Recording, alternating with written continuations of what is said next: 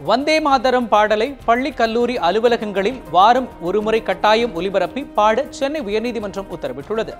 பட்டதாரி ஆசிரியர் பணியிடங்களை நிரப்ப கடந்த 2013ஆம் ஆண்டு ஆசிரியர் தேர்வு வாரியம் எழுத்து தேர்வு நடத்தியது. இத்தேர்வில் வந்தே மாதரம் பாடல் முதலில் எந்த மொழியில் இயற்றப்பட்டது என்ற கேள்வி கேட்கப்பட்டிருந்தது.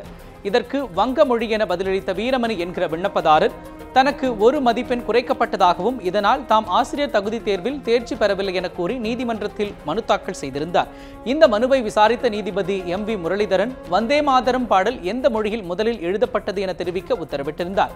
இதனையடுத்து வந்தே மாதரம் வங்க மொழியில் எழுதப்பட்டு சமஸ்கிருத பாடல் என அரசு தரப்பில் விளக்கம் தெரிவிக்கப்பட்டது. இந்த வழக்கில் இன்று தீர்ப்பு வழங்கிய நீதிபதி சுதந்திர போராட்டத்தின் போது மக்களை எழுச்சியடைய செய்த இப்பாடலின் மகத்துவத்தையும் இளம் தலைமுறையினரிடையே நாட்டுப்பற்றையும் வளர்க்க வந்தே மாதரம் பாடலை வாரம் ஒருமுறை திங்கள் அல்லது வெள்ளிக்கிழமை பள்ளிகளில் கல்லூரிகளில் ஒலிபரப்பி பாடச் செய்ய வேண்டும் என உத்தரவிட்டார்.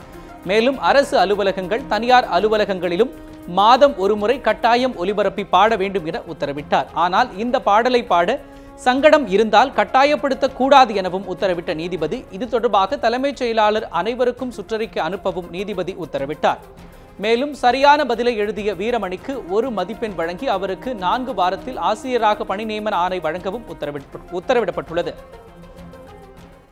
நேஷனல் மியூசியம் கல்கத்தாவிலும் சென்று சில ஆவணங்களை பெற்று அதை தாக்கல் செய்ததன் அடிப்படையின் மூலம் இன்று நீதிபதி ஐயா அவர்கள் வந்தே மாதரம் பெங்காலியில் தான் இந்த மொழி எழுதப்பட்டது என்று தீர்ப்பு கூறியுள்ளார்.